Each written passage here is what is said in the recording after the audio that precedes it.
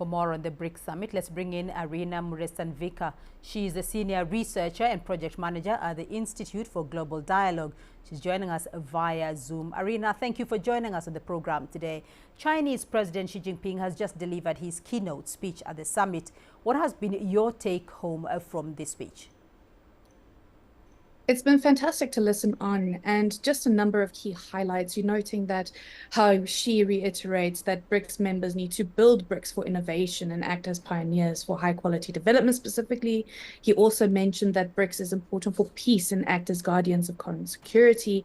And in addition to that, that really links to expanding the battlefield, that there is a desire for BRICS not to escalate any kind of fighting, no provocation to any party, to walk towards de-escalation of crises and conflicts.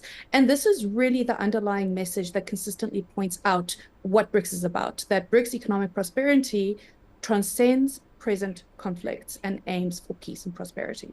So this is the first BRICS summit since its expansion last year. What are your expectations and what do the new members bring on board?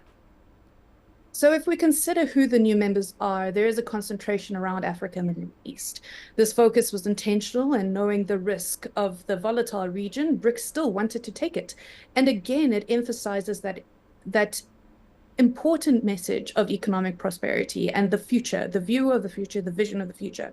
And if we were to focus on the issue that conflicts stagnate the growth that the BRICS envision for the world, it could be a very strategic way of understanding tensions within Africa, for example. And if we look at Egypt and Ethiopia, they have a way of understanding the conflict and tension and history, and it is not necessarily easy to get both actors to the negotiation table to find a way forward, especially on the Grand Ethiopian Dam issue, which is incredible for both parties. And for the BRICS, they are becoming known as the actors who can broker peace in difficult situations and bring people to this kind of consensus building. So perhaps in addition to recognizing these two countries as strategic powerhouses in Africa, it's also a way to ensure that potential conflict around the dam does not spiral to an extent that it impacts on Africa's development. Similarly for the Middle East. And so for me, there is a recognition that Africa and the Middle Eastern countries could be a catalyst for how global economic regime changes and this kind of expansion of how the BRICS increase their partnerships in regions should be studied. But it's important to remember that the BRICS expansion is still an ongoing experiment in which the Russian presidency aims to make inroads into it, and geopolitical ramifications have been able to slot themselves into, in addition to these geopolitical ramifications, these countries need to slot themselves into the ministerial agendas and multi-track diplomacy system. And Arina, building an inclusive world has been President Xi Jinping's top priority. How can BRICS support this call in the current global context?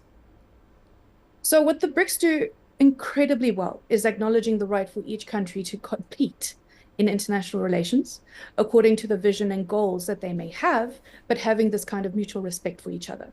And this is the goal for the Global South, the quest essentially to become an engine of self-growth. And that is not always swayed by geopolitics and the whims of others.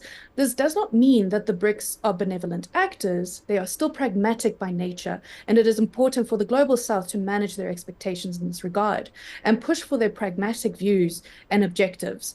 But what we are seeing is a continued trend of rising inequality, and there is less alignment of collective views, especially in trade and finance. And while there are these fault lines within the Global South, this needs to be managed. Now is the time to think strategically about integration into the global order while pushing for change. And here is where China was an important moment that triggered greater global competition because of its own growth that it had achieved.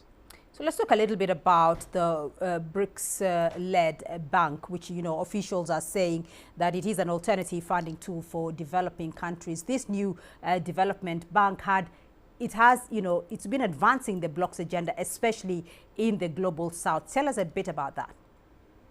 So the NDB is a fantastic example of what the BRICS want to strive for.